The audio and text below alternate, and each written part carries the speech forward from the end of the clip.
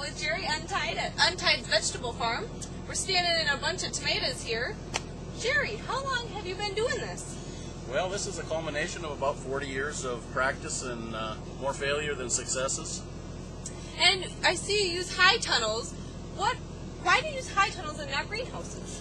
Well, we use high tunnels because they're a lot less money to construct.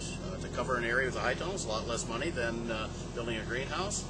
And there's no heat involved, and generally they're rather inexpensive to operate, and their production capability is unsurpassed. Now, is your main vegetable that you grow tomatoes? Is that your big one? No, our big product is probably sweet corn. Okay. But we sell a lot of tomatoes. We sell a lot of other crops that produce in high tunnels also. What is your favorite thing to grow out here on the farm? Well, that's a good question.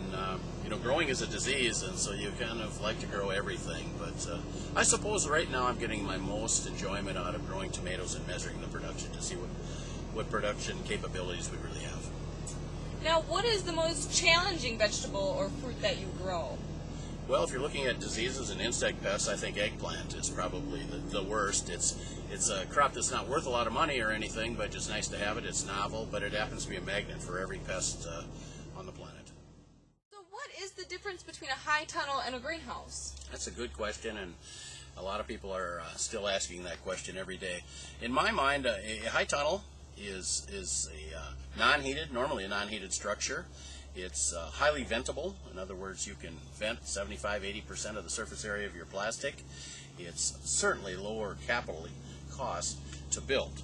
It's economical. It offers other advantages in the fact that it's nearly identical to an outdoors environment. You don't have to worry about the tremendous heat buildups you do in greenhouses, and you don't need the capital input in the infrastructure to have a high tunnel that you do to have a greenhouse. Gas lines, electrical lines, the water lines are much more simple here. All of those are different with a high tunnel versus a greenhouse. Now, you've been doing this for about 40 years. What's changed over the years? Well, I think the size of our operation has changed substantially. Certainly the costs, Casey, are astronomically higher than they used to be. The technology, the genetics that are out there now are so much different. And the way we get rid of our product. We used to be a relatively large wholesale type producer. And we just couldn't make it. I'm not a good enough manager to be so efficient that I can count on counting the number of widgets I produce, putting a price on it, and then trying to get that price. So we've gone to direct marketing, where I know my customers. I'm a very expensive producer. I think we have the very best quality out there. At least that's our goal, to produce the highest quality. Being out on the farm today, it's obvious you love what you do. What keeps you coming out here every day? Well, every day's different. I get up in the morning and I'm not really sure what I'm going to be doing that day.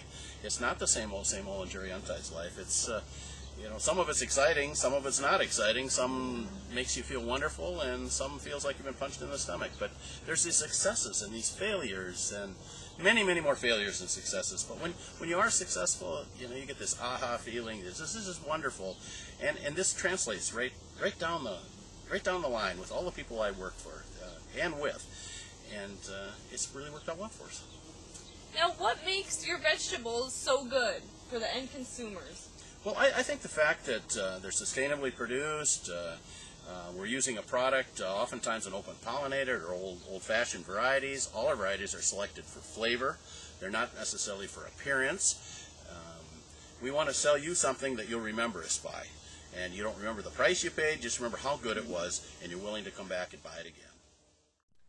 Where can I find your products? Gosh, thanks for asking. That's a great question, Casey, and I'm flattered you're going to let me tell. We have a stand, 7-day-a-week stand at the Minneapolis Farmers Market. We have a very large weekend presence at the Minneapolis Farmers Market. We also have a myriad of roadside gazebos that we sell under the names of Maryville Farm Market. We sell Untied's Garden Market, Untied's Retail Outlets, Sweet Corn and More in the Knollwood Mall, as well as certain high-quality retailers around the Twin City handle our product, people like Kowalski's and some of these people. So that makes the product readily available. It's been a great day out at Untied's Vegetable Farm. I've seen so many varieties of fruits and vegetables grown in high tunnels.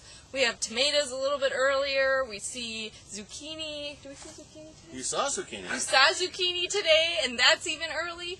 So make sure you get out to your farmer's market and visit MinnesotaGrown.com to find one near you.